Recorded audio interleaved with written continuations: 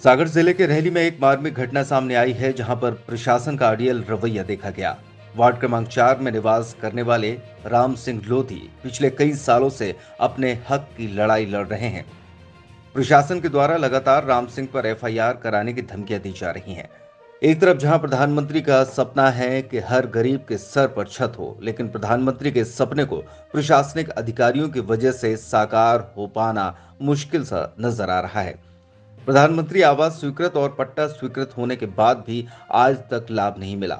उल्टा जैसे तैसे गरीबी में जीवन यापन करने वाले परिवार के ऊपर से छत भी छीन ली गई है। अब बिना घर का परिवार सड़क पर ठंड के मौसम में अपना जीवन व्यतीत करने के लिए विवश हो गया। जो जनप्रतिनिधि चुनाव के वक्त जिस हक से गरीबों के दरवाजे पर वोट मांगने और माथा टेक कर वोट के लिए गिड़गिड़ा कर आते हैं, लेकिन आज इस गरीब की सुध लेने तक की फुर्सत किसी भी नेता और अधिकारी को नहीं है। न ही अधिकारियों को इस बात की चिंता है कि आखिर गरीब परिवार इतनी ठंड में अपना जीवन यापन कैसे करेगा। इस बारे में जब पीड़ित परिवार के मुखिया राम सिंह से बात की गई तो उनका साफ कहना था कि मुझे सिर्फ मेरा अधिकार चाहिए। जो कई वर्षों से लड़ाई लड़ रहा हूं, वो अपने अधिकारियों और स्वाभिमान की लड़ाई है। प्रशासन के द्वारा मुझ पर लगातार दबाव बनाए जा रहे हैं और अनर्गल आरोप भी लगाए जा रहे हैं, जो सारे बेबुनियाद हैं। मुझे पट्टे के रूप में जो जगह स्वीकृत हुई थी, मैं सिर्फ उसका कब्जा चाहता हूँ। माननीय प्रधानमंत्री से, माननीय मुख्यमंत्री से, माननीय भार्गव जी से, जो रहली विधानसभा के विधायक एवं कैबिनेट वरिष्ठ कैबिनेट मंत्री हैं, उनसे अनुरोध है कि आखिर ये पट्टा दे रहे और शासन प्रशासन को गुमराह क्यों कर रहे अधिकारी। भू माफियों के दबाव में है कि इन्हें पैसा लिया है और कि आज हमें मरने की नौबत आ रही है, तो क्या हम कुआं में डूब के मर जाएं या नदिया में डूब के मर जाएं।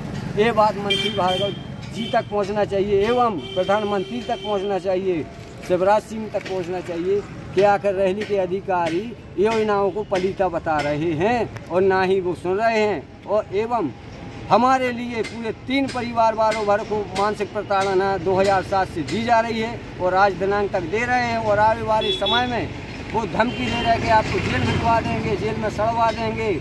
दरअसल 3 परिवार की बर्बादी की दास्तान लिख रही नगरपालिका ने अब खुले आसमान के नीचे अंधेरे में रात बिता रहे तीनों परिवारों का सामान हटाकर खाली करने का नोटिस थामा था, पर सामान न हटाने पर प्रशासन ने सामान हटवाने और उसकी मजदूरी गरीबों से ही वसूलने का आदेश एसडीएम जितेंद्र पटेल द्वारा दिया गया।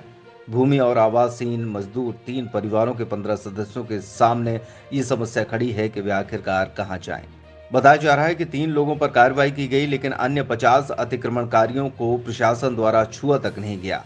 इन्हें अतिक्रमण करते रहने और बिना पट्टा जमीन पर प्रधानमंत्री आवास भी बनवा दिए जाने का मामला भी सामने आया है, लेकिन कोई कार्रवाई नहीं हुई। उक्त मामले को लेकर तीनों भाइयों ने जिला कलेक्टर सागर के न्यायालय में न्याय की गुहार लगाई थी, जिसमें रहली राजस्व विभाग और नगरपालिका द्वारा अन्यायपूर्ण कार्रवाई के विरुद्ध न्याय करने तथा शासन से दिए गए पट्टों के आधार पर कब्जा दिलाने की मांग की गई है। उक्त मामले की हाल ही में 28 अक्टूबर को सागर में पेशी थी, लेकिन अधिकारी के न होने के कारण पेशी बढ़ा दी गई। लेकिन इधर प्रशासन ने दोपहर में तीनों परिवारों को नोटिस थमा दिए कि अगर सामान नहीं हटाया तो नगरपालिका के सफाई कर्मचारियों के द्वारा सामान हटा दिया जाएगा और उसका जो भी खर्चा होगा वो इन्हीं से वसूला जाएगा। रोड पर इसलिए बैठे हैं क्योंकि हम टपरा बना कर रह रहे थे, तो एसडीएम के द्वारा नगरपालिका के द्वारा हम लोगों का टपरा मिटा दिया है। अब हम छोटे बच्चों को लेकर रोड पर बैठे हैं। कल के दिन दुर्घटना हो जाएगी बच्चियों के साथ या मेरे साथ, तो इसकी जिम्मेदारी